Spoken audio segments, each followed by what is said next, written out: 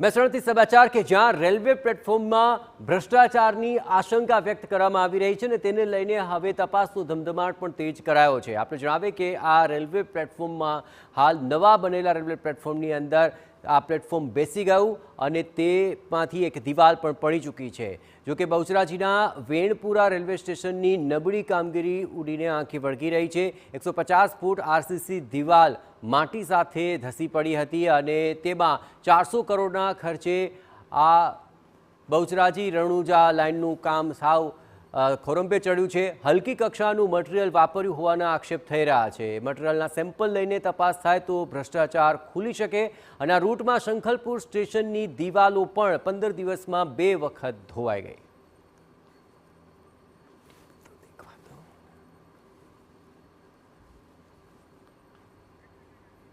મહત્વપૂર્ણ છે કે અત્યાર સુધી 9 રેલવે સ્ટેશનનું કામ પૂર્ણતાને આરે છે। 3 માસ પહેલાં માલગાડીનો ટ્રાયલ પણ લેવાઈ ચૂક્યો છે અને એવામાં આ રીતે રેલવે પ્લેટફોર્મમાં દિવાલ પડી ગઈ અને માટી બહાર નીકળી આવતા અનેક સવાલ ઉઠ્યા છે। આ નબળી કામગીરી અંગે યોગ્ય તપાસ થાય તે જરૂરી છે।